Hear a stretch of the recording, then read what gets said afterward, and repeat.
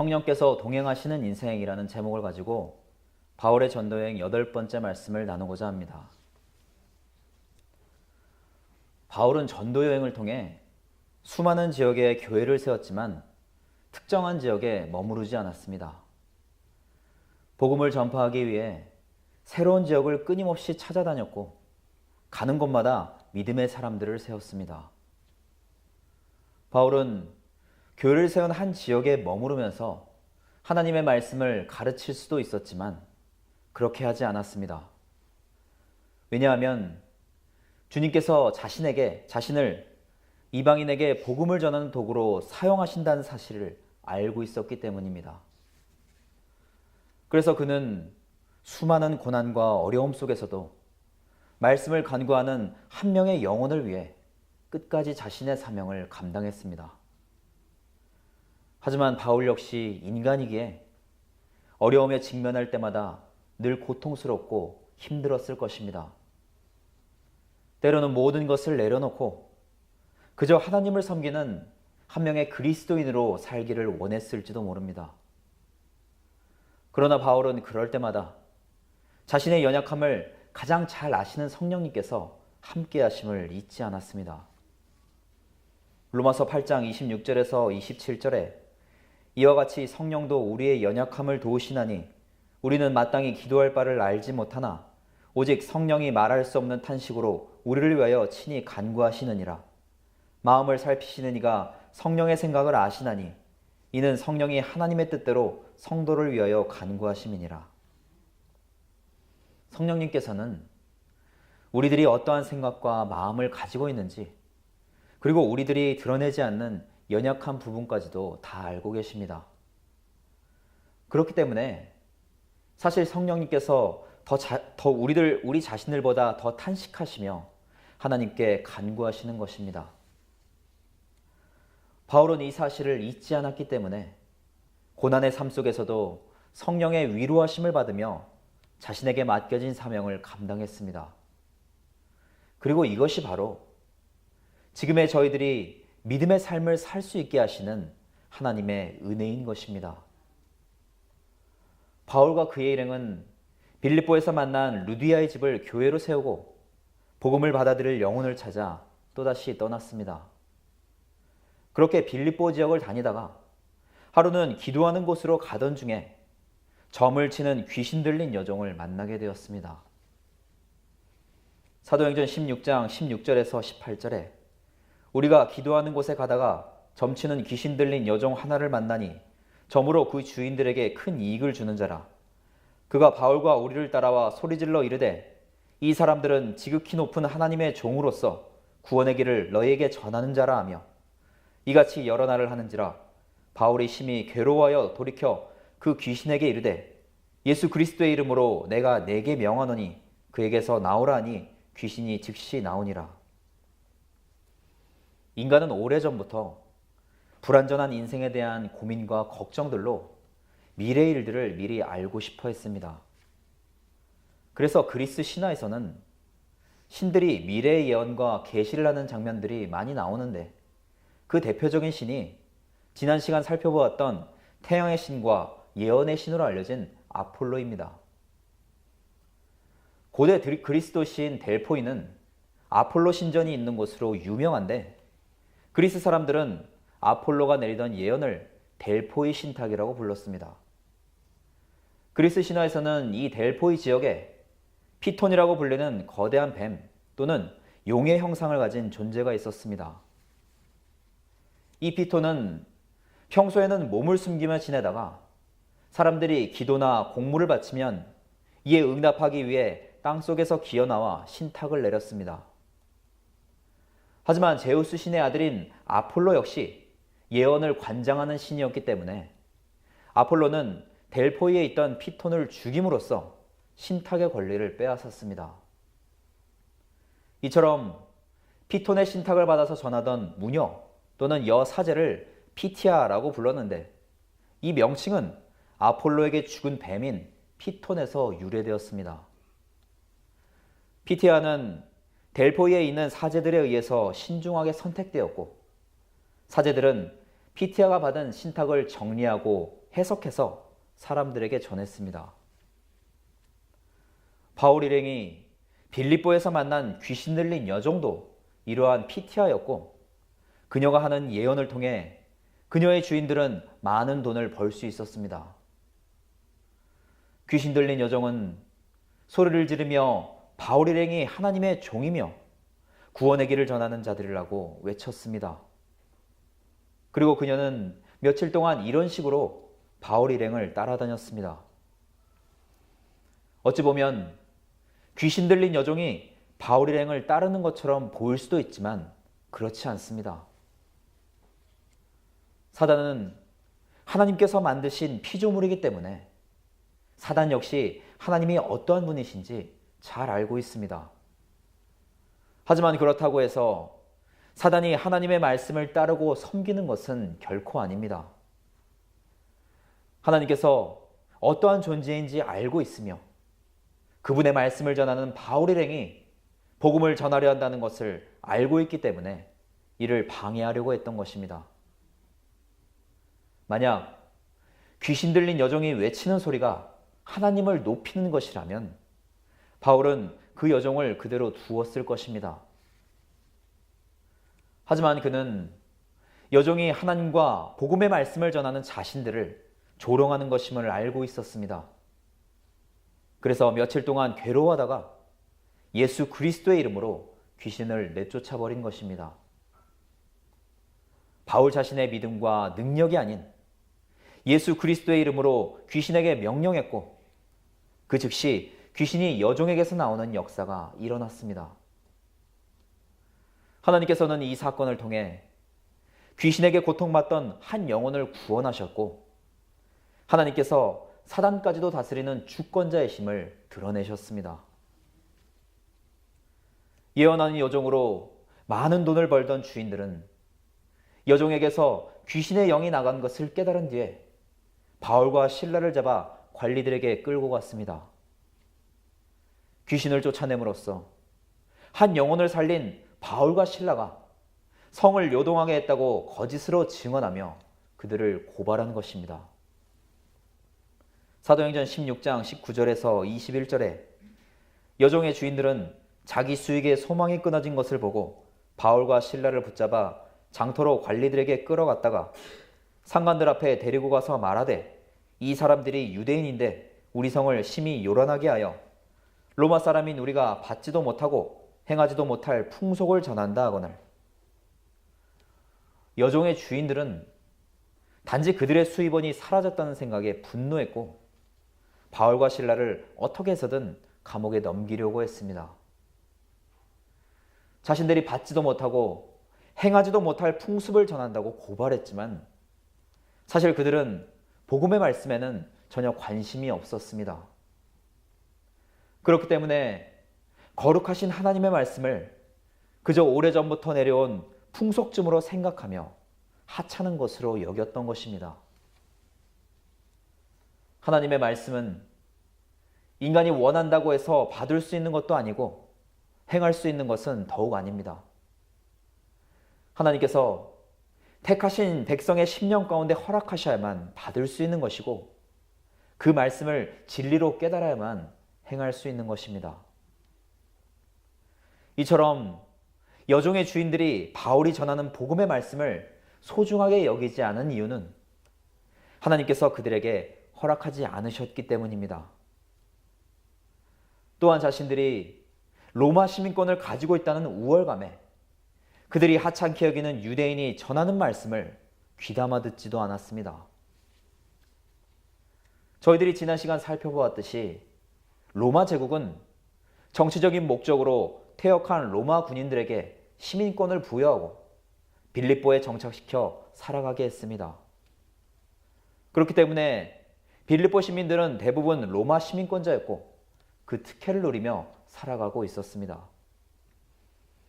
빌립보서 3장 20절에서 21절에 그러나 우리의 시민권은 하늘에 있는지라 거기로부터 구원하는 자 곧 주 예수 그리스도를 기다리노니 그는 만물을 자기에게 복종하게 하실 수 있는 자의 역사로 우리의 낮은 몸을 자기 영광의 몸의 형체와 같이 변하게 하시리라. 바울은 자신도 로마 시민권자였지만 그것을 세상의 자랑으로 삼지 않았습니다. 왜냐하면 자신의 본향은 하늘에 있기 때문에 하늘의 시민권을 가지고 있다고 굳게 믿었기 때문입니다. 하나님의 구원을 약속받은 자녀들은 비록 이 땅에서는 나그네의 인생을 살아갈 수밖에 없습니다. 하지만 하나님께서는 그러한 자녀들에게 하늘나라의 시민으로서 거할 처소를 미리 예비해 주셨습니다. 그리고 천국에 들어가는 순간 그리스도의 영광을 받는 귀한 은혜를 허락받게 되는 것입니다. 그렇기 때문에 비록 이 땅에서는 죄로 가득한 육을 가지고 있지만 하늘의 소망을 품으며 구원을 허락하시는 그리스도를 기다리며 살아가는 것입니다. 이처럼 바울은 빌립보 교인들에게 보낸 편지에서도 세상에 불화하는 로마의 시민권자로 살아가고 있음에 만족하지 말고 하늘에 속한 백성으로서 책임과 의무를 다해야 한다고 당부했습니다. 바울과 실라는 이 사건으로 억울하게 투옥되었음에도 불구하고 하나님께 기도를 드리며 찬양했습니다. 그 기도와 찬양의 소리는 많은 죄수들에게 전해졌고 세상에서 가장 어둡고 절망스러운 곳에서도 하나님의 복음이 전해지는 역사가 일어났습니다. 바울과 실라를 지키던 간수와 그 집안의 모든 사람들이 바울에게 복음의 말씀을 듣고 그리스도를 영접하게 되는 것입니다. 사도행전 16장 37절에서 38절에 바울이 이르되 로마 사람인 우리를 죄도 정하지 아니하고 공중 앞에서 때리고 옥에 가두었다가 이제는 가만히 내보내고자 하느냐? 아니라 그들이 친히 와서 우리를 데리고 나가야 하리라 한데 부하들이 이 말을 상관들에게 보고하니 그들이 로마 사람이라 하는 말을 듣고 두려워하여 바울에게 복음의 말씀을 듣고 세례를 받은 간수는 자신의 상관들에게 바울과 실라를 풀어주라는 명령을 받았고 감옥에서 평안히 나가라고 전했습니다. 하지만 바울은 그들의 말대로 순순히 감옥을 나가지 않았습니다. 그리고 자신과 실라가 로마 시민권자임을 언급하며 상관들이 직접 와서 데리고 갈 것을 요구했습니다. 당시 로마법에 의하면 정당한 재판의 과정을 거치지 않고 로마 시민에게 고문을 행하거나 투옥을 시킬 수 없었고 이러한 억울한 일을 당하게 되면 황제에게 상소할 수 있었습니다. 상관들은 바울과 실라가 유대인이었기 때문에 고문을 하고 투옥시켰지만 그들이 로마 시민권자라는 사실을 알게 되자 두려워했습니다. 왜냐하면 혹시라도 바울이 상관들의 위법 사실을 가지고 황제에게 상소를 하게 된다면 큰 불이익을 받을 수 있었기 때문입니다. 그래서 죄수인 바울과 실라를 직접 찾아와 빌립보를 떠나줄 것을 간구했습니다. 바울은 처음에 고발당했을 때 자신이 로마 시민권자라고 충분히 주장할 수 있었지만 그렇게 하지 않았습니다. 그 또한 바울이 감옥에서 간수와 그 집안 사람들을 만나게 하시고 복음을 전하게 하시기 위한 하나님의 계획이었습니다. 그리고 바울이 나중에서야 로마 시민권자임을 밝힌 것은 빌립보에 세운 교회를 든든하게 하고 그들을 보호하기 위해서였습니다. 이처럼 바울은 자신에게 유익이 될 수 있는 세상의 조건을 스스로를 위해 사용하지 않았습니다. 오직 하나님께서 세워주신 교회가 복음을 더 잘 전할 수 있도록 지키고 보호하기 위해서만 사용한 것입니다. 그렇게 감옥에서 나온 바울과 실라는 빌립보 교회인 루디아의 집을 방문하여 믿음의 형제들을 격려하고 또다시 복음 전파의 길을 떠났습니다.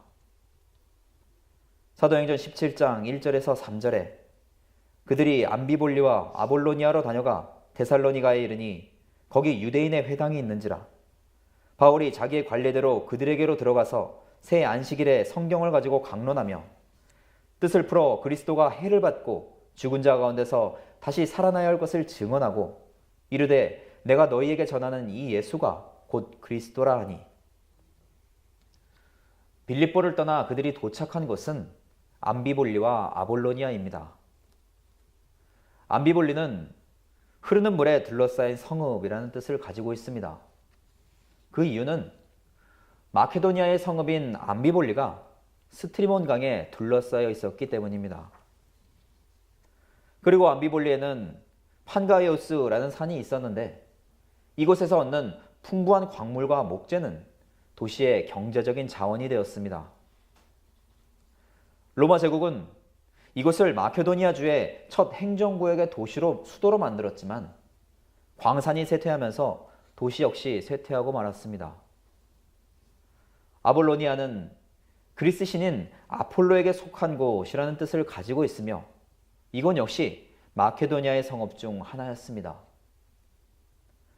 바울 일행은 이러한 암비볼리와 아볼로니아를 지나 데살로니가에 도착했습니다. 데살로니가는 현재 아테네 다음으로 큰 그리스의 제2의 도시이자 마케도니아 지방의 중심 도시입니다.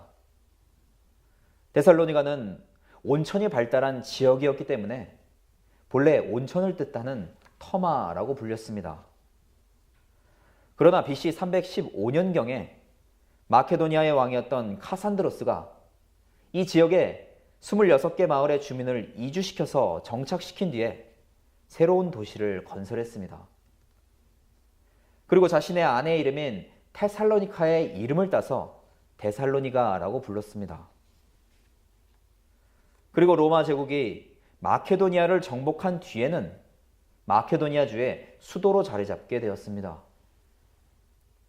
바울은 데살로니가에서도 유대인의 회당에서부터 복음을 전했습니다.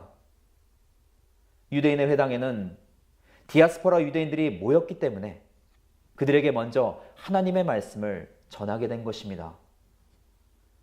그리고 이곳에 있던 많은 이방인들과 당시 사회에서 영향력 있던 사람들은 하나님의 말씀을 듣고 복음을 받아들였습니다. 하지만 언제나 그렇듯이 정작 그들을 방해하는 존재는 유대인들이었고 그들은 수단과 방법을 가리지 않고 복음 전파를 막았습니다. 그럼에도 불구하고 바울의 곁에는 그를 도와주는 야손과 믿음의 형제들이 있었습니다. 그들은 바울과 그의 일행들이 유대인들에게 잡히지 않도록 피신시켜 끝까지 도왔던 자들입니다.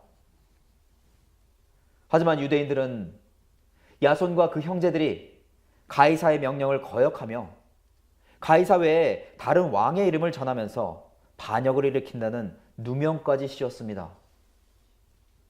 가이사는 당시 로마 황제를 가리키는 명칭이었는데 신격화된 존재였기 때문에 황제의 법령을 거역하는 것은 가장 큰 죄인 반역죄를 짓는 것이나 마찬가지였습니다. 이처럼 목숨이 위태로울 수 있는 상황에서도 야손과 믿음의 형제들은 바울이 받는 고난을 함께 나눠지었습니다. 그리고 데살로니가에서 세운 이러한 믿음의 형제들의 도움으로 바울은 지속적으로 복음을 전할 수 있었습니다. 데살로니가 교회는 바울이 유럽 지역에서 복음을 전파하는데 큰 힘을 주었던 교회입니다. 물론 바울에게는 전도 여행을 통해 세워진 모든 교회가 큰 기쁨이고 감사이지만 특히 데살로니가 교인들은 많은 지역에서 신앙의 본이 되었기 때문입니다. 그래서 바울의 서신서 중 가장 먼저 기록된 것으로 알려진 데살로니가 전서에서는 바울은 그들이 신앙의 본이 된 것을 칭찬했습니다. 데살로니가 전서 1장 7절에서 8절에 그러므로 너희가 마게도냐와 아가야에 있는 모든 믿는 자의 본이 되었느니라. 주의 말씀이 너희에게로부터 마게도냐와 아가야에만 들릴 뿐 아니라 하나님을 향하는 너희 믿음의 소문이 각처에 퍼졌으므로 우리는 아무 말도 할 것이 없노라. 바울과 그의 일행은 데살로니가 교인들에게 복음을 전하며 믿음의 본이 되었습니다. 그리고 데살로니가 교인들도 자신들이 받은 복음을 마케도니아와 아가야에 있는 자들에게 동일하게 전하며 믿음의 본이 되었습니다. 성경에서 이스라엘 전체를 단에서부터 브엘세바까지라고 표현하는 것처럼 마케도니아와 아가야는 일반적으로 그리스 전체를 뜻하고 있습니다. 그래서 마케도니아는 그리스의 북쪽 지방을 가리키는 것이고 아가야는 남쪽 지방을 가리키는 것입니다. 로마 제국은 그리스 반도를 지배하게 되면서 마케도니아와 아가야 두 개의 주로 분할하게 되었습니다. 그리고 로마 제국이 정복한 이후에 마케도니아를 대표하던 도시가 데살로니가였고 아가야를 대표하던 도시가 아테네와 고린도였습니다. 특히 마케도니아의 수도인 데살로니가는 유럽 남부의 상업 도시로서 지리적인 조건을 가지고 있었기 때문에 그리스 전 지역에 복음을 전파하는 데 큰 역할을 담당했습니다. 이처럼 바울은 예루살렘과 온 유대와 사마리아와 땅끝까지 이르러 내 증인이 되라는 예수님의 말씀을 실천하는 그들을 보며 크게 기뻐했습니다. 데살로니가전서 2장 1절에서 2절에 형제들아 우리가 너희 가운데 들어간 것이 헛되지 않은 줄을 너희가 친히 아나니 너희가 아는 바와 같이 우리가 먼저 빌립보에서 고난과 능욕을 당하였으나 우리 하나님을 힘입어 많은 싸움 중에 하나님의 복음을 너희에게 전하였노라. 바울은 빌립보에서 귀신 들린 여종을 고침으로써 고문을 당하고 감옥에 갇히는 등 많은 고난을 받았습니다. 그리고 이러한 고난을 지나 데살로니가에 들어왔을 때에도 유대인들에게 쫓겨다니며 목숨의 위협을 받았습니다. 하지만 바울은 이 모든 고난을 결코 헛되다고 생각하지 않았습니다. 왜냐하면 이러한 고난과 어려움 속에서 만난 데살로니가 교인들에게 귀하신 하나님의 말씀을 전할 수 있었기 때문입니다. 바울은 이렇게 복음을 전하면서 만나는 믿음의 형제 자매들을 통해 성령님의 위로하심을 느꼈을 것입니다. 홀로 외로운 복음 사역의 길을 걸어가고 있다고 생각했지만 주님께서는 한 번도 그의 곁을 떠나신 적이 없으며 늘 눈동자와 같이 지켜 보호하신 것입니다. 지금 저희들의 심령 안에 거하시는 성령님께서도 결코 저희들을 홀로 두지 않으시며 함께 동행하고 계십니다. 언제나 저희들의 믿음이 흔들리지 않도록 위로하시고 기도하시는 성령님만을 의지하여 굳건한 믿음의 인생을 살아가시기를 간절히 부탁을 드립니다.